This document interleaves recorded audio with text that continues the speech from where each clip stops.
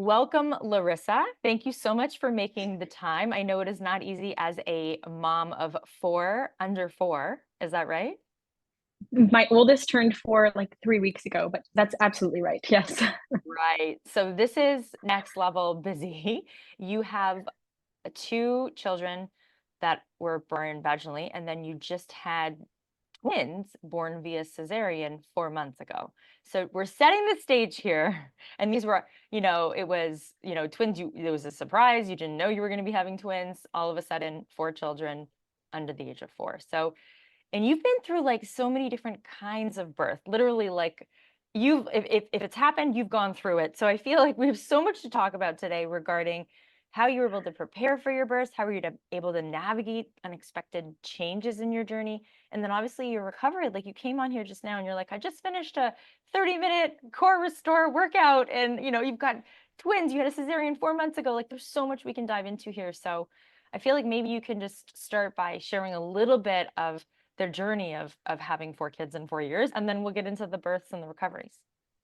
Sounds great. And I said this to you before we started recording, but like I'm so excited to be here. And it feels a little surreal because I was saying I've been like welcoming you into my home for the last 3 years on an iPad, on my TV screen. Like I think my kids would recognize your voice if they heard you because you've been such an important part of my birth and recovery experiences for so long. And I'm gonna get emotional because it's remarkable to me to actually chat with you. So thank you so much for having me here. I'm so happy that you're here, and I'm honestly truly honored that I've been able to help you. Like, talk about a journey, and this is all since like the pandemic, pretty much, right? That's right. That's right. So I'll give you the kind of 30,000 foot snapshot. I had my first Teddy in July of 2020. So right in the kind of few months right after the pandemic. Hadn't yet found you. And it was the kind of birth that we hear a lot about. So I stayed with my family doctor. I went to the kind of obstetrical team at family practice. I had no idea what I was doing. I was unprepared. I got to the hospital thinking I was in labor. I was 2 centimeters dilated. Labor stalled as soon as I got there. I had Pitocin, I had an epidural, I pushed on my back. We had an emergency kind of vacuum delivery, which was the last thing I had wanted at the time. I tore, recovery was tough. And I knew when I got pregnant with my second, which was just 9 months later, that I wanted a really different experience. And so by then I had really thankfully found you on Instagram and like followed along. I did push prep with Penny. She was born in January of 2022 with a midwife at Mount Sinai here in Toronto.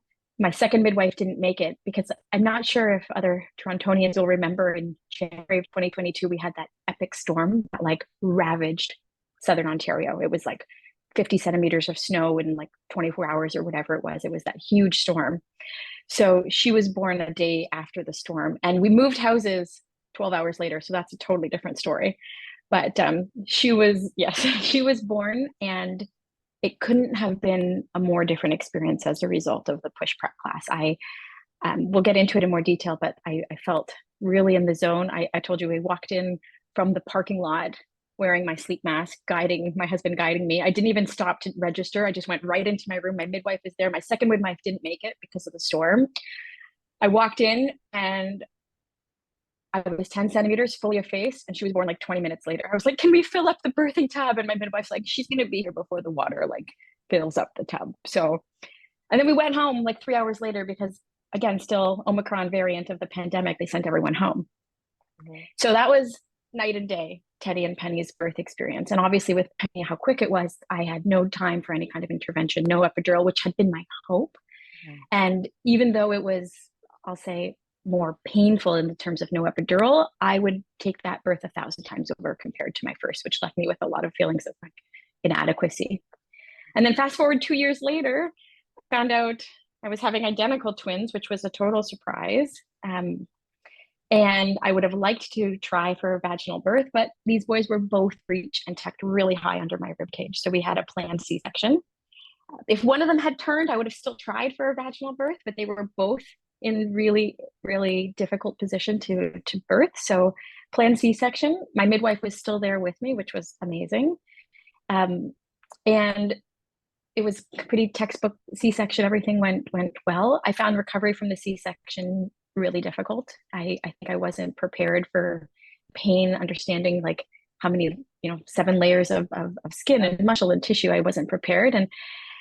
And so your push prep class helped with Penny and getting me in the mindset for my C-section. And then I started Core Restore about 8 weeks after. And I'm on module 4. I'm almost done module 4 right now. And it's been terrific. Like, I'm going slowly. I think that's been the hardest part. Now that I know I'm done having kids, I'm like really ready to be done and like feel like myself again and get back into my kind of routine. And that kind of being slow and going slowly has been really helpful with the Core Restore class, because it's kind of modules by, every week, every 2 weeks, every 3 weeks. It's leading me in a better direction than if I was trying to do it on my own. Yeah, it is So so hard when you are unprepared for recovery, right? Like, it can feel so jarring, especially I imagine if you've gone through a quote unquote easy recovery with your second, and you're yes, home and you're like up and down the stairs, and you also have older children. So having a cesarean with 2 toddlers at home, like, that's also a whole thing that like we also need to acknowledge here. even not being able to pick up my older kids in my last few months, like I was on medical leave with my twins because they shared a placenta. They were higher risk for a number of reasons for me. So not being able to pick them up, not feeling like I was even able to like walk or be active until the end, which I had been previously with Penny and even with Teddy. I found the C-section to be the hardest of all recoveries. And again, I'm just glad I felt kind of more mentally and emotionally prepared with babies 3 and 4. Yeah. Oh my gosh. It's I find, and this is a bit of an aside, but I think it's very relevant because you've literally, just to recap this, you've had one birth with vacuum extraction epidural, and then you had the unmedicated, very fast, I'll call it, almost, it sounds like a precipitous labor, so fast, It like, it was, yeah. First contractions like 2 a.m., 3 a.m. Got to the hospital at 6. She was born at 6:30. Like it was very quick. Yeah. And so only 18 months after my first was born. Right. They were 18 months apart. So it was a yeah, lot kind of on my body at that time. 100%. So you've had that, like, very different, fast, we'll call it in quotations easy. It's not easy, but comparatively, For faster sure. or unmedicated.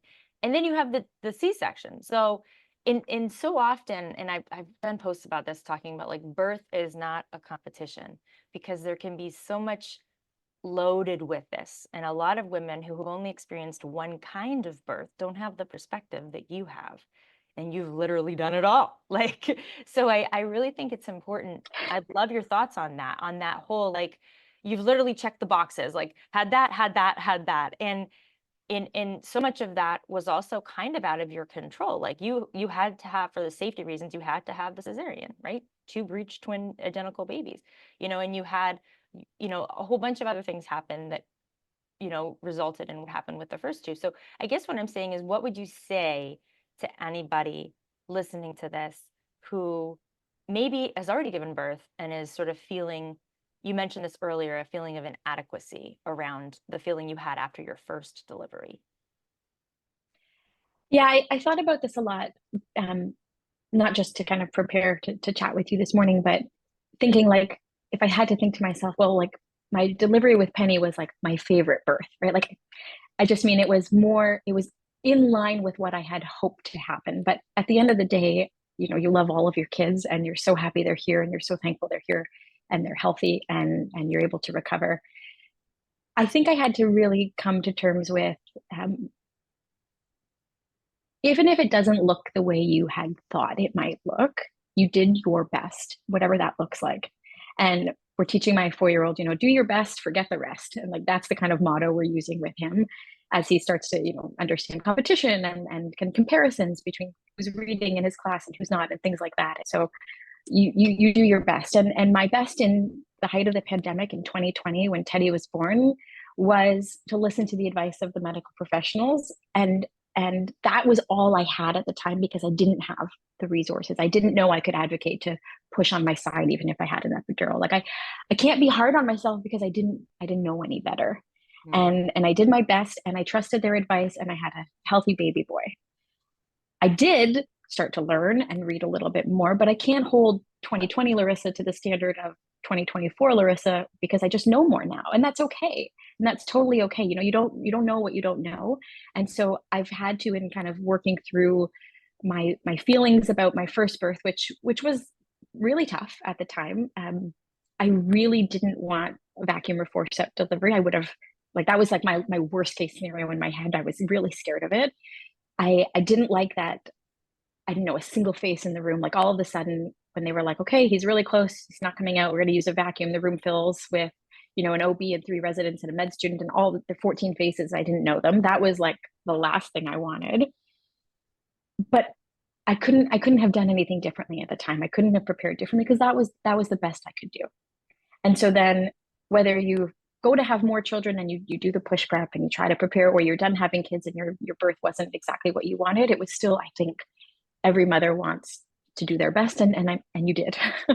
You did. So, I'm a different mother to my third and fourth kid than I am to my first. And there's feelings of guilt, like I don't get nearly enough one-on-one time with them, and I can't do the same things with the third and fourth that I did with Teddy. But I'm a better mother because I have more experience now, and I'm kinder and kind of gentler with myself. So my only advice would be, just to really accept that you don't know what you don't know. And I'm sure, you're taking the advice of people who want you to be healthy and strong and want your baby to be healthy and strong. And that's the best. And so there's too many things to worry about or to feel like you're inadequate about. Like, we just have to let it all go. Do your best and forget the rest.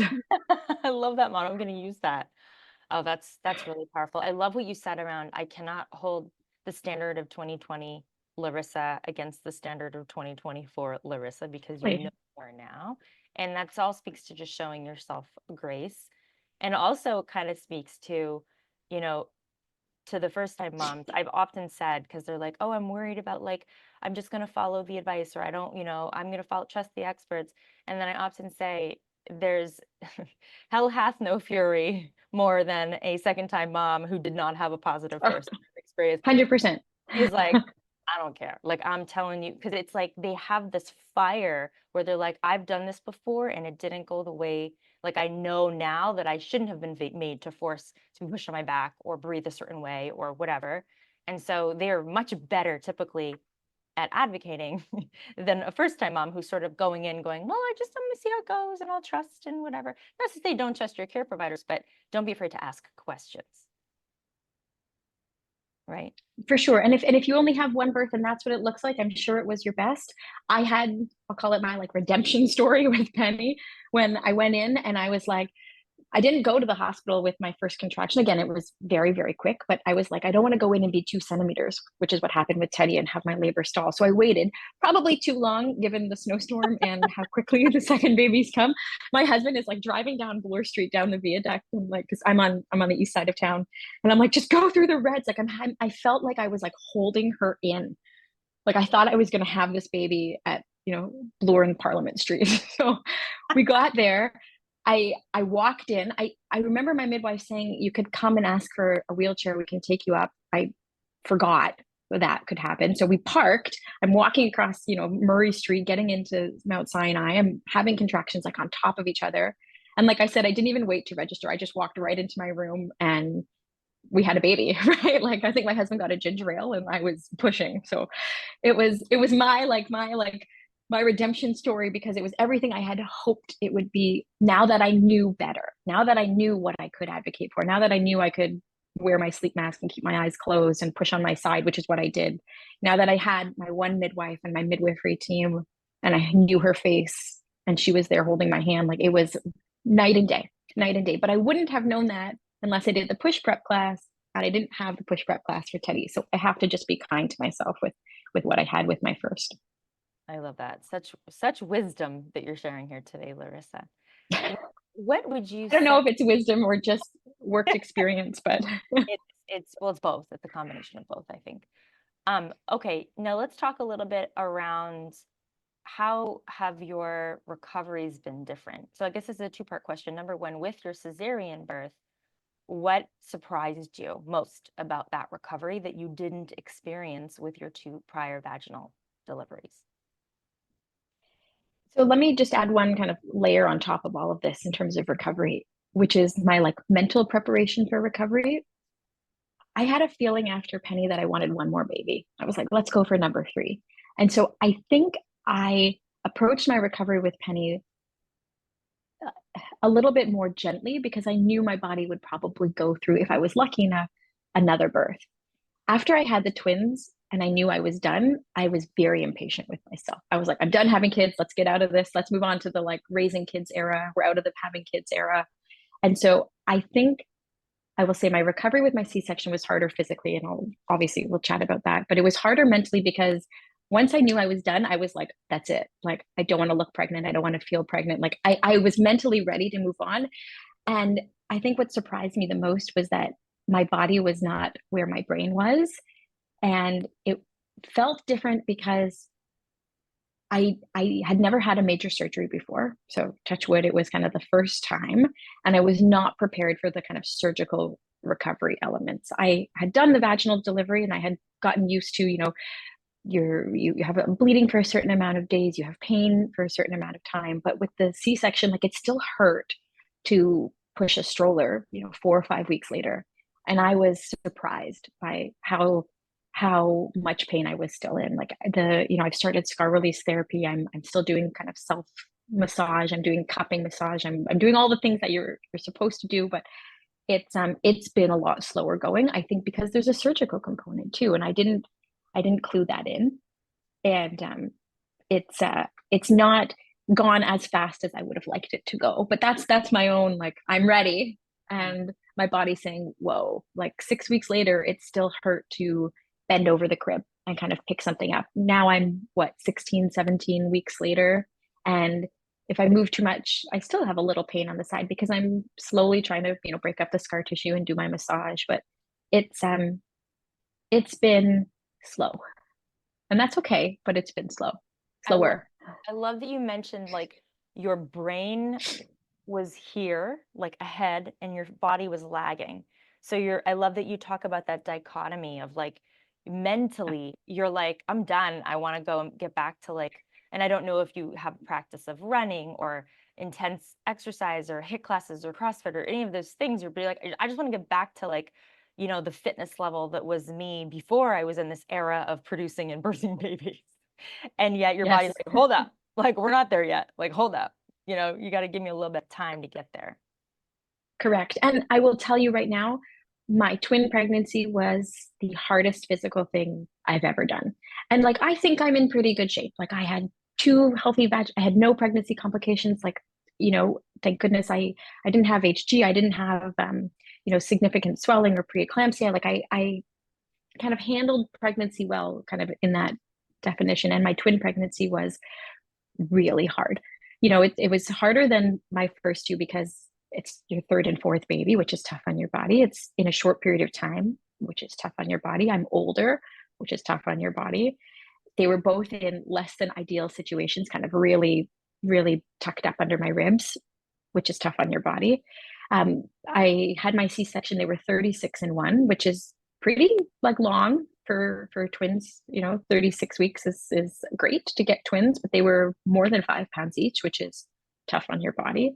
And I remember just feeling really, really discouraged. Like, I was like tired going up a flight of stairs. I did not appreciate how hard a twin pregnancy would be at 37 years old and after two kids.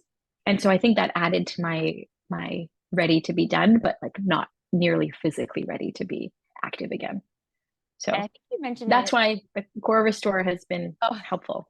I love it. And But it walks you through like week by week, right? So I'm not yes, trying to rush to just do something. no, it's layers. We call it the CEO. You first need to connect, then engage, then overload. You can't overload your body if you're not connecting to those muscles. And I think one thing Totally. people don't understand is that when you are pregnant and all your muscles are stretching, stretching, stretching, you can't really activate certain muscles anymore because they're under such stretch. So you actually start to get like almost like your brain's like, well, I can't talk to them anymore, so I'm just going to stop talking to them. So you have muscle inhibition. And then postpartum, you're like, okay, let's get back to it. Let's work these muscles again. And your brain's kind of like, I don't really remember how to talk to those muscles because I haven't been doing it for the last however many months. And so you have to reconnect before you load. And I think that's the mistake I see so many women make is that they don't retrain. It's kind of like you have to retrain before you train. You have to reconnect before you can then progressively overload. And that is hard. And you mentioned to me also, I think that you That's have a shorter torso, like you're shorter in stature. How tall are you? I'm 5'3", right? Yeah. I was a dancer and a gymnast my whole life. Like my family is a kind of, Romanian gymnastics family, really typical. I did gymnastics and my whole life. And my go-to workout would be like a bar class and a Pilates class. And so I'm 5'3". I had two 5 pound, 3 ounce twins. I had them until 36 weeks. Like it was hard. It was really hard. I had um, all of the like tough parts of the kind of physical aspects of pregnancy. They yeah, they it was the hardest thing I've done. I felt like it was an endurance exercise. Yeah, no kidding. I mean, I think sometimes having an athletic background can help the mindset, right? When you think of it like, okay, this is a really hard workout that just I'm going to keep doing for the next however many months. But like, let's talk about the diastasis because I often say if you have a shorter torso, you show sooner because there's less vertical room. So if you're 5'3", let's assume you have a somewhat shorter torso than someone who's my height. I'm 5'7". You've got your babies are going to pop sooner, and then you've got the fact that there's two of them in there.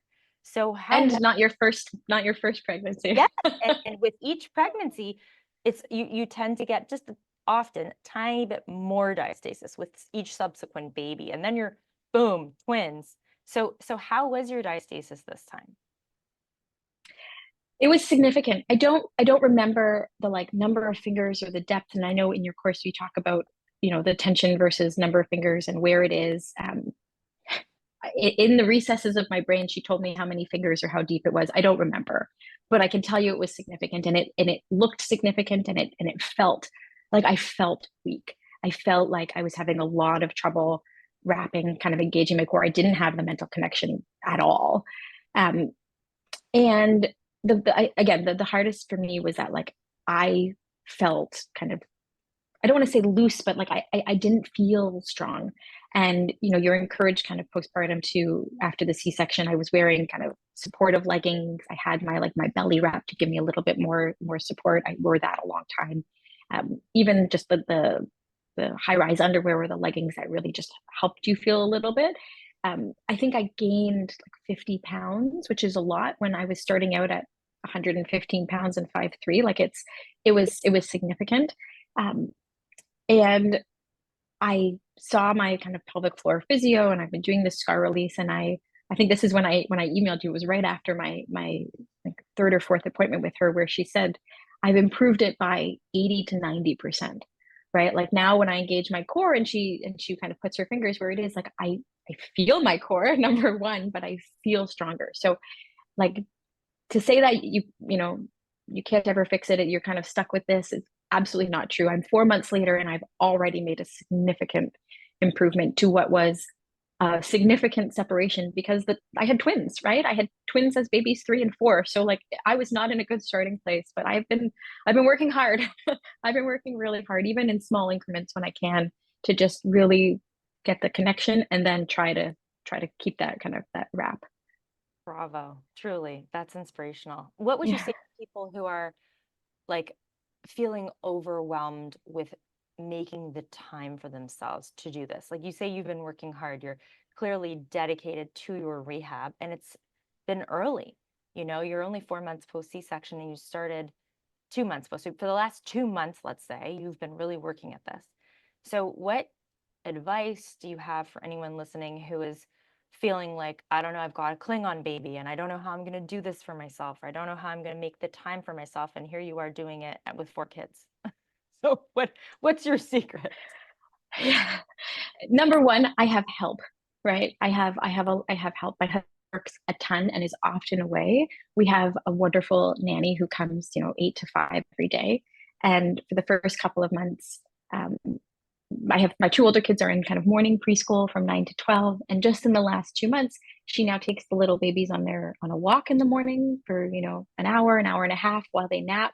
I've able to do my exercise. And I don't do the laundry, I don't do the dishes, I just do my class because that stuff can wait. I can do that while the babies are awake and I've got kind of one strapped to me and one playing in their play gym. I can do that.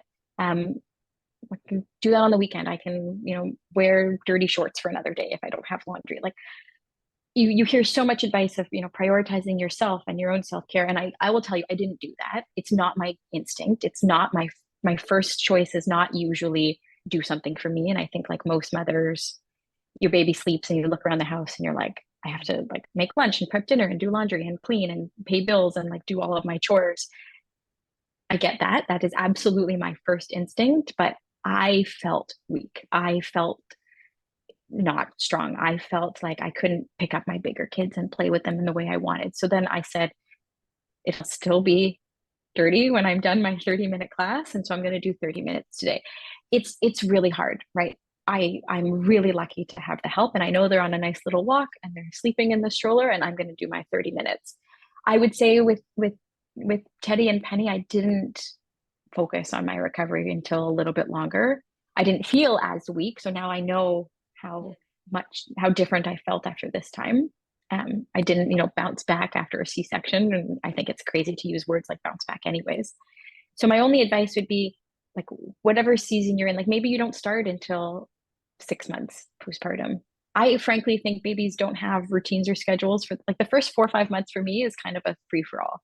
Like they're not going to sleep when you want them to sleep.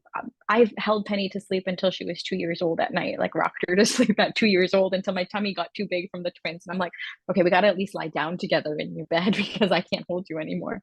So whether it's 6 weeks postpartum, and you can try to carve out that time for yourself, take it because you'll have more energy and feel better about doing the other things that you might have to eventually tackle. That's so powerful. There's a couple quotes I feel like I'm going to butcher it right now, but this whole idea of like, you need to take care of yourself so that you can come feeling full of your own energy and your own headspace is going to be so much more positive. You'll have more patience and you'll just be a better mom and a better human being to your kids, to everyone around you, if you're coming from this place of having already filled your cup to some extent. And yeah, so what if you have the dirty laundry and the dishes in the sink or whatever? So what if your kid watches 30 minutes of Coco Melon? Well, you have to do this, Yeah. so And I didn't like I'm interrupting you because like for my first two kids I didn't I wanted the kind of perfect house of the Instagram clean house and all like so I really can relate to moms who don't want to think about their own recovery, but trust me when I say just like it is worth it because then you'll just be able to do all the other things that you have to do.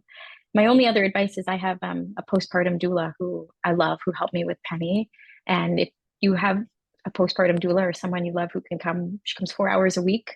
And in those 4 hours, I do the other chores that I need to do so that in the little daily breaks when I have 15, 20 minutes, I can do a core restore class. I love that. Oh my God, this is gold. Everything that you're saying here. Thank you. Thank you for sharing so openly and so vulnerably and just like keeping it real because that's exactly what you've done. And you've really given, hopefully, people listening can really hear that perspective that you've gotten it over the last 4 years and grace for yourself and also unapologetically making time for yourself. Even if it means other tasks don't get done, it's okay because you really like, there's no such thing as perfect, right? Like, no one's going to have done everything. Like, it's pretty much mathematically impossible to be able to do all the things and have the perfect house and the perfect meals and the perfect, body. I hate to say that, but you know what I mean? Like, it's you kind of have to pick and choose what is going to make you feel most fulfilled, right? Right. And pick and choose at the stage, right? Like in time, when the babies start sleeping with more consistency, I'll be able to do all the other things with more regularity, right? Like I'll have a routine.